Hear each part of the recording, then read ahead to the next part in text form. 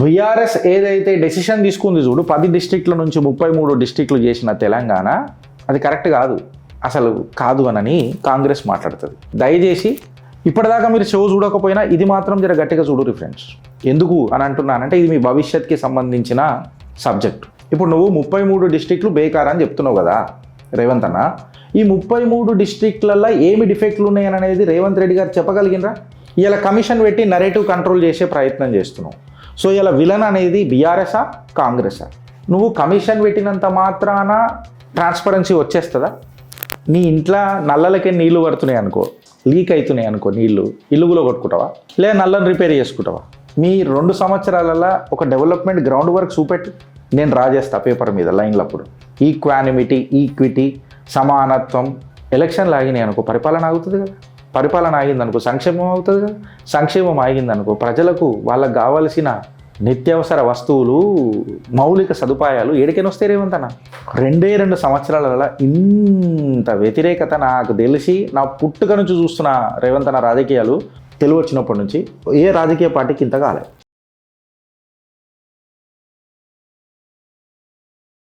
ఒక పెద్ద రభస నడుస్తుంది తెలంగాణలో.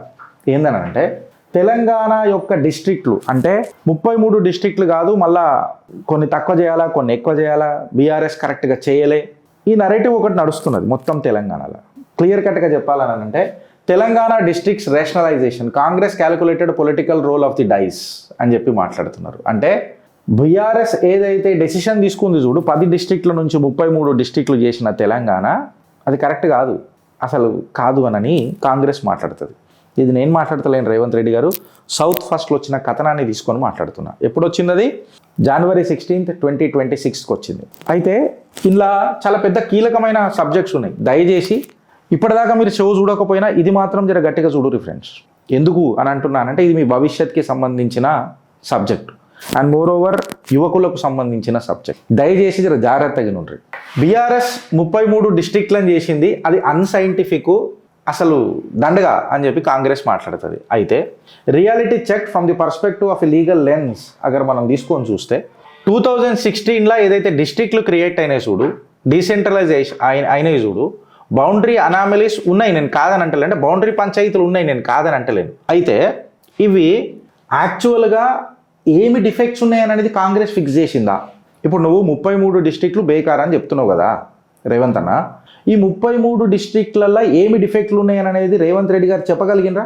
చెప్పలే. అంటే నువ్వు ఏది చూపెట్టకుండా, ఏ ఫైనల్ డెసిషన్ ఇవ్వకుండా నువ్వు తక్కువ చేస్తా ఎక్కువ చేస్తా అని అనేది పొలిటికల్ రేషనలైజేషన్ కాదా? నువ్వు తప్పులు చూపెట్టలే కదా. అంటే నువ్వు అన్సైంటిఫిక్ అని అన్నావు. కాంగ్రెస్ ఏమని అన్నది 33 డిస్ట్రిక్ట్లు అన్సైంటిఫిక్ అని అన్నది. మళ్ళీ అన్సైంటిఫిక్ అని అంటే 2 సంవత్సరాల పాటు పవర్ ఎంజాయ్ చేసి ఈ బేసిక్స్ని ఫిక్స్ చేయకుండా ఇవాళ ఒక కమిషన్ పెడుతున్నా నేను అన్న కమిషన్ డ్రామా టైంని కిల్ చేసుడు కాదా ఫ్రెండ్స్? మీ కమెంట్ రూపంలో చెప్పురు దయచేసి. అంటే ఇవాళ రాజకీయంగా నేను ఏ పార్టీకి వత్తాసు వలుకుతలేను, నేను ఓన్లీ సిస్టమే మాట్లాడుతున్నా. 2 సంవత్సరాలు నువ్వు పవర్లు ఉన్నావు, 2 సంవత్సరాలలో నువ్వు పవర్లు ఉన్నాక ఒక పొలిటికల్ పార్టీని నువ్వు విలన్ చేసినావు. కరే ఈ విలన్ ఎందుకు విలన్, ఈయన క్యారెక్టర్ విలన్ అని ఎందుకు పెట్టినా అనే ఒక్క రీజన్ చెప్పినావా? చెప్పలేదు. ఇలా కమిషన్ పెట్టి నరేటివ్ కంట్రోల్ చేసే ప్రయత్నం చేస్తున్నావు. సో ఇలా విలన్ అనేది బీఆర్ఎసా కాంగ్రెసా? మీ కమెంట్ రూపంలో చెప్పురి ఫ్రెండ్స్. ఫస్ట్ పాయింట్ చెప్తున్నా. సెకండ్ పాయింట్, వీళ్ళు ఏమంటారంటే కాంగ్రెస్ వాళ్ళు మేము చాలా ట్రాన్స్పరెంట్ ఉన్నాం, హైకోర్టు సుప్రీంకోర్టు జడ్జిని పెట్టి కమిషన్ని నడిపిస్తాం, పబ్లిక్ కన్సల్టేషన్స్ తీసుకుంటాం, ఒక సైంటిఫిక్ అప్రోచ్ ఫాలో అవుతామని చెప్పిండ్రు. నువ్వు కమిషన్ పెట్టినంత మాత్రాన ట్రాన్స్పరెన్సీ వచ్చేస్తుందా? జడ్జిలు డిస్ట్రిక్ట్లు నడుపుతారా లేకపోతే కలెక్టర్లు నడుపుతారా, ముఖ్యమంత్రులు నడుపుతారా? ఎవరు నడుపుతారు డిస్ట్రిక్ట్లని? జడ్జిలు న్యాయాన్ని నడుపుతారు, కేసులు చూస్తారు, కోర్టులు నడిపిస్తారు. అంటే కమిషన్ పెట్టంగానే అది ట్రాన్స్పరెన్సీ అయిపోతుందని ఎట్లా అనుకుంటున్నావు? ఎన్నో కమిషన్లు ఇప్పటిదాకా కాంగ్రెస్ ఇంప్లిమెంట్ చేయలేదు. మండల్ కమిషన్ రిపోర్ట్లు ఎక్సెట్రా ఎన్ని లేవు. నేనేం అడుగుతున్నా, ఒక కమిషన్ని పెట్టి నువ్వు సుప్రీంకోర్టు జడ్జినో సిట్టింగ్ హైకోర్టు జడ్జినో పెట్టి నడిపిస్తానన్నావు కదా రేవంత్ అన్న, ఇది అసెంబ్లీలో డిస్కస్ చేసినావా? మొన్న బిజినెస్ అకౌంట్స్ కమిటీలు ఏమన్నా పెట్టినావా? ఇలా ఏం మాట్లాడుతున్నావో నాకు అర్థమవుతలేదు. క్లియర్ కట్గా చెప్పాలనంటే వెపనైజ్ చేస్తున్నావు, ఒక అస్త్రం చేసి ప్రజలను నాశనం పట్టిస్తున్నావు. కమిషన్ అనేది కాంగ్రెస్ పార్టీకి ఒక పొలిటికల్ ఎయిర్ బ్యాగ్ అయిపోయింది ఫ్రెండ్స్. గాలి కొట్టాలా, పట్టుకొని నిలబడాలా. దాంతో ఏమైనా లాభం ఉందా అని అంటే ఏదైనా అంటే దీన్ని గాలి నింపి పెడతారు. పెట్టాక చూసినాం గాలి నింపి పెట్టినాం, ఎన్నో ఒక దగ్గర లీక్ అవుతుంది, తర్వాత చూద్దాం. పోయి వీళ్ళు దాని వెనక నిలబడతారు, కమిషన్ వెనకాల. ఆల్రెడీ జడ్జి చూస్తున్నారు కదా, సిట్టింగ్ జడ్జితో మేము విచారణ జరిపిస్తున్నాం కదా, అది చూస్తున్నాం కదా అని చెప్పి మాట్లాడతారు. దీనివల్ల నా కాంగ్రెస్కు ఉపయోగం లేదు, నా బీఆర్ఎస్కు ఉపయోగం లేదు. ఇన్ఫ్యాక్ట్ చెప్పాలనంటే తెలంగాణ ప్రజలకు అసలు ఉపయోగం లేదు. ఉంటే జర నాకు మీ కమెంట్ రూపంలో చెప్పు, దయచేసి చెప్తున్నా. కాంగ్రెస్ని తిట్టాలంటే కూడా నోరు వస్తలేదు ఈ మధ్య, నిజంగా అయితే నెత్తినొస్తుంది నాకు తిట్టి. రేషనలైజేషన్ వీళ్ళు ఏమంటారు, ఏదైతే ఇప్పుడు ఈ బౌండరీస్ ఈ ఫిక్స్లు ఏవైతే ఉన్నాయో మేము అన్నీ చేస్తే కన్ఫ్యూజన్ మిస్ మ్యాచ్ బౌండరీ లేదు అంతా సెట్ అయిపోతుంది అని అంటారు. నేనేం అడుగుతున్నా అంటే, రేవంత్ అన్న నీ ఇంట్లో నల్లలకే నీళ్లు పడుతున్నాయి అనుకో, లీక్ అవుతున్నాయి అనుకో నీళ్లు, ఇల్లుగులో కొట్టుకుంటావా లేదా నల్లని రిపేర్ చేసుకుంటావా? ఏం చేస్తాంరా? నల్లని రిపేర్ చేసుకుంటాం. ఇళ్ళనైతే గులో పెట్టుకోం కదా. ఇప్పుడు రేవంత్ అన్న ఏం చేస్తున్నాడు, గదే చేస్తున్నాడు. బౌండరీలు ఫిక్స్ చేయి కదా, బౌండరీలు ఫిక్స్ చేస్తే పంచాయతీ కథం. దానికి మొత్తమే తీసేస్తానడం ఎందుకు నాకు అర్థం కాదు. అది కూడా ప్రెసిడెన్షియల్ ఆర్డర్ వచ్చిన తర్వాత. అంటే నువ్వు ఫస్ట్ కన్ఫ్యూజన్ చేస్తాడు, దాని తర్వాత ఏం చేస్తాడు, బౌండరీలను జస్టిఫై చేస్తాడు, దాని తర్వాత ఏం చేస్తాడు, పొలిటికల్ హార్వెస్ట్ చేస్తాడు, కోతకు వస్తాడు. మేము అడ్వాంటేజ్లు రీరైట్ రాసుకుంటూ కూర్చోవాలి. నాకు సమజైతలేదు రేవంతనా మీ పంచాయతీ ఏందో. దాని తర్వాత కాంగ్రెస్ ఏమంటుంది, బీఆర్ఎస్ డిస్ట్రిక్ట్స్ ఏవైతే ఉన్నాయో గవర్నెన్స్ని తీసుకురాలేదు అని చెప్పి చెప్తారు. అయితే సెంట్రల్లో కూడా ఎన్నో దగ్గర మనం మాట్లాడుతున్నప్పుడు చిన్న రాష్ట్రాలు ఉంటే సుపరిపాలన అందుతుంది, ప్రజలకు సుపరిపాలన అందిస్తారు. పెద్ద పెద్ద రాష్ట్రాలు ఉంటే అందరికీ సంక్షేమ పథకాలు రావచ్చు. స్మాలర్ అడ్మినిస్ట్రేటివ్ యూనిట్స్ పెడితే అది ట్రావెల్ టైం రెడ్యూస్ చేస్తుంది, కాస్ట్ రెడ్యూస్ చేస్తుంది. సిటిజన్స్కి ఏదైనా ప్రాబ్లం ఉంటే పంచాయతీ అక్కడనే సాల్వ్ అయిపోతుంది, ఎందుకనంటే అడ్మినిస్ట్రేటివ్ బ్యూరోక్రసీ పెరుగుతుంది అని చెప్పి చాలామంది మాట్లాడుకొని ఇది చెప్పిండ్రు. అంటే ప్రజలు కలెక్టర్లకు చాలా దగ్గర అవుతారు. మళ్ళీ ఇప్పుడు కాంగ్రెస్ మాట్లాడుతున్న కథ ఏంటంటే కలెక్టర్లను ప్రజలకు ఇంకా దూరం చేస్తారా? ఇది రేషనలిజమా? ఇది కాంగ్రెస్ సెంట్రలైజేషన్ పాలసీయా? మళ్ళీ ఇది ఎఫిషియన్సీయా? నేను అడుగుతున్నా, నాకు ఒక మాట చెప్పురు. దాని తర్వాత ఈక్విటబుల్ డెవలప్మెంట్ ఈ డిస్ట్రిక్ట్ల మీద రీవర్క్ చేసి ఈక్విటబుల్ అంటే సమానత్వంగా పరిపాలన అందిస్తుందట కాంగ్రెస్. అయితే నేనేమంటున్నా, మీ ప్రకారము ఈక్విటీ అనేది బార్డర్లలోనే ఉన్నదా, లేకపోతే బడ్జెట్స్లలో ఉన్నదా, ఎగ్జిక్యూషన్లలో ఉన్నదా? అది మీరు ఏమన్నా మాట్లాడినరా, చెప్పినరా? ఇప్పుడు మ్యాపులు డ్రా చేసినాం అనుకో, నువ్వు బౌండరీలు పెట్టేసినావు అనుకో, సగం పంచాయతీ కీలు ఖతం కదా, మీద ఆడనే మీరు అనుకున్న పంచాయతీ ఆడనే ఖతం కదా, నీకు ఇంకేడ పంచాయతీ లేదు కదా. మీ 2 సంవత్సరాలలో ఒక డెవలప్మెంట్ గ్రౌండ్ వర్క్ చూపెట్టు, నేను డ్రా చేస్తా పేపర్ మీద లైన్లు. అప్పుడు ఈక్విటీ, సమానత్వం, పెద్ద పెద్ద మాటలు ఉంటాయి కదా, అవన్నీ రాజేద్దాం. దా అన్న, ఈ పేపర్ పాలిటిక్స్ బంద్ చేద్దాం, మేము మీకు దండం పెడతా, బంద్ చేద్దాం. నేనేమంటున్నా, పర్ఫార్మెన్సు ప్రాసెస్ ఈ రెండింటి మీదనే మాట్లాడదాం. ఈ పంచాయతీల మీద కాదు, పంచతంత్ర కథల మీద కాదు. ఏమంటారు ఫ్రెండ్స్? అవునంటారా కాదని అంటారా? వీడికి ఆగలే, పంచాయతీ పెద్దగా ఉన్నది. రేవంత్ అన్న మాట్లాడితే మామూలు గుంటుందా? అయితే ఆయన ఏమంటాడు, పాలిటిక్స్ వద్దు, పొలిటికల్గా డ్రివెన్ చేయొద్దు మనం అని చెప్పి కాంగ్రెస్ వాళ్ళు మాట్లాడతారు. అయితే నేనేమంటున్నా, రూలింగ్ పార్టీ అడ్మినిస్ట్రేటివ్ బౌండరీస్ పెట్టొచ్చు, ఎలక్ట్రల్ కాన్సిక్వెన్సెస్ అనేది అన్అవాయిడబుల్, లోకల్ మున్సిపల్ డైనమిక్స్ మొత్తం కాన్స్టిట్యుయెన్సీ ఇన్ఫ్లుయెన్స్ మీద ఆధారపడి ఉంటాయి, పబ్లిక్ రిపోర్టింగ్ అనేది political over tone plus potential merge realignments అయితే అని చెప్పి టైమ్స్ ఆఫ్ ఇండియాలో వచ్చిన కథనం. అంటే గవర్నమెంట్ ఏమంటుందంటే ఇది పొలిటికల్ కాదు అని చెప్పి మాట్లాడుతుంది. పొలిటికల్ కాదని అనుకుంటేనే ఏం చేస్తుంది కాంగ్రెస్? మళ్ళాడ రాజకీయమే చేస్తుంది. ఇది రాజకీయం కాదని అనుకుంటా కాంగ్రెస్ చేస్తుంది, రాజకీయమా కాదా? నేను ఏమంటున్నా అంటే, బౌండరీ ఇంజనీరింగ్ అనేది లోకల్ పవర్ నెట్వర్క్లను రీషేప్ చేస్తుంది కదా రేవంత్ అన్న. ఇంత పెద్ద కథ దీన్ని సింపుల్గా రాయాలనంటే గిట రాసినాం. డైవర్జెంట్ టాక్టిక్ ఏంది అని అంటే, నీ బౌండరీ రీఇంజనీరింగ్ ఏదైతే ఉంది కదా, నీ లోకల్ నెట్వర్క్ని రీషేప్ చేస్తే కదా రేవంత్ అన్న. బీఆర్ఎస్ మిస్టేక్లని కవర్ చేద్దామని చెప్పి మాట్లాడుతూ, బీఆర్ఎస్ మిస్టేక్లని ఎప్పుడు కవర్ చేస్తాం తెలుసా? నువ్వు యాక్షన్ తీసుకుంటే చేస్తాం, నువ్వు ప్రొయాక్టివ్గా ఉంటే చేస్తాం. పోస్ట్ పోన్మెంట్ అంటాం చూడు, మనం రేపు చేద్దాం, ఎల్లుండి చేద్దాం, ఈ కల్చర్తో ఏడవుతుంది. ఇదంతా ఎందుకంటుండు చెప్పును? ఇదంతా ఎందుకంటుండు జనరల్గా? ఫస్ట్ బౌండరీలు అన్ని చక్కగా చేద్దాం, ఈ డిస్ట్రిక్ట్లో అన్ని కరెక్ట్ చేద్దాం, దాని తర్వాత లోకల్ బాడీ ఎలక్షన్లు చేద్దాం.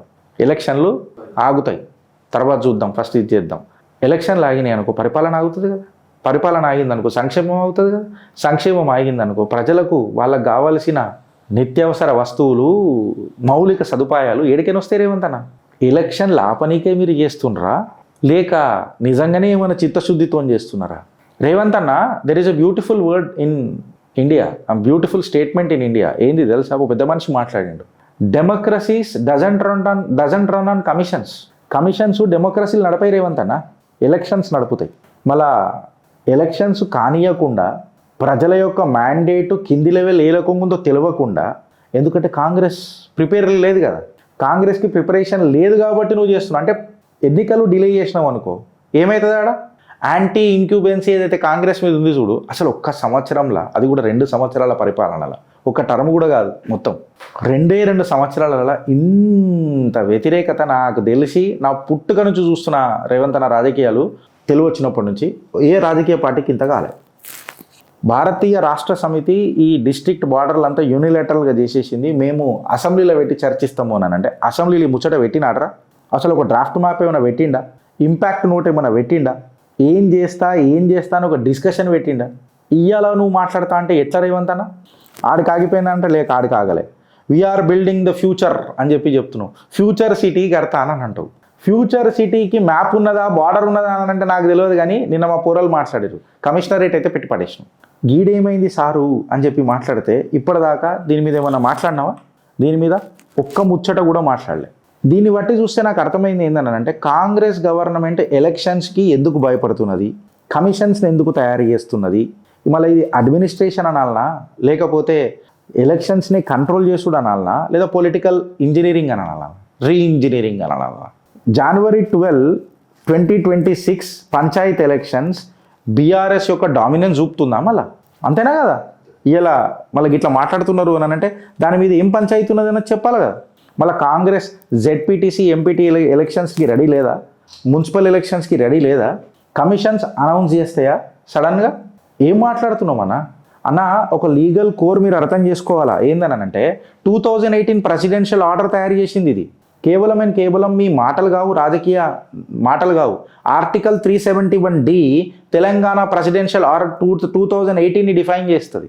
ఏ డిస్ట్రిక్ట్ ఈజ్ లీగలీ టైడ్ అంటే ఒక డిస్ట్రిక్ట్ దేనికి కట్టుబడి ఉన్నది తెలుసా? ఒక రెవెన్యూ డిస్ట్రిక్ట్కు ఉన్నది, పొలిటికల్ రెవెన్యూ డిస్ట్రిక్ట్కు ఉన్నది, పోలీస్ డిస్ట్రిక్ట్ ఇంకా కమిషనరేట్కు ఉన్నది, లోకల్ క్యాడర్లకు ఉన్నది, రిక్రూట్మెంట్ యూనిట్స్కు ఉన్నది, రిజర్వేషన్ రూస్టర్స్కు ఉన్నది. అంటే 95% లోకల్ జాబ్స్కు ఉన్నది. నువ్వు డిస్ట్రిక్ట్ చేంజ్ చేసినావు అని అంటే జాబులు చేంజ్ చేసినట్టే కదా.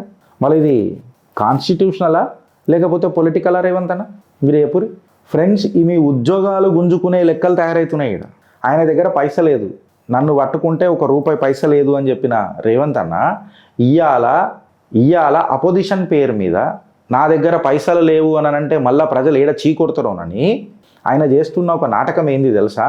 నేను డిస్ట్రిక్ట్లను కరెక్ట్ చేస్తున్నా, డిస్ట్రిక్ట్లు అన్నీ కూడా నీ రెవెన్యూ డిస్ట్రిక్ట్కి కనెక్ట్ అయి ఉంటుంది, నీ పోలీస్ డిస్ట్రిక్ట్ కమిషనరేట్కి కనెక్ట్ అయి ఉంటుంది, నీ లోకల్ క్యాడర్ కనెక్ట్ అవుతుంది, నీ రిక్రూట్మెంట్ యూనిట్లకు కనెక్ట్ అవుతుంది. అంటే నీ 95% ఆఫ్ ది లోకల్ జాబ్స్ అన్నిటికీ ఇది కనెక్ట్ అయి ఉంటే ఇది రాజకీయం కాదని అంటే ఏంది?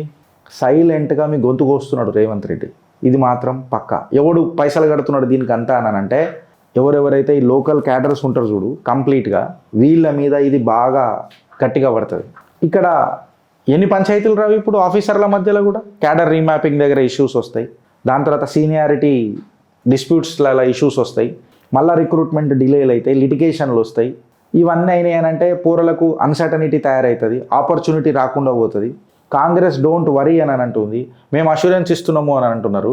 బట్ పరిపాలన అనేది అష్యూరెన్స్ మీద నడుపుతామా లేకపోతే డెఫినేషన్స్ మీద నడుపుతామా రేవంత్ అన్న? క్లియర్ కట్గా చెప్పాలా అని అంటే ఇవాళ ఎలక్షన్ డిలే గేమ్ నడుస్తున్నది. ఇవాళ మళ్ళీ కమిషన్లు అనేది ఫైనల్ డెసిషనా? నో డెసిషన్స్ అని అంటే నో ఎలక్షన్సా రేవంత్ అన్న? ఇవాళ అడుగుతుంటే మీరు ఏమైనా ఆన్సర్ ఇస్తారు? భారత్ మాతాకి జై.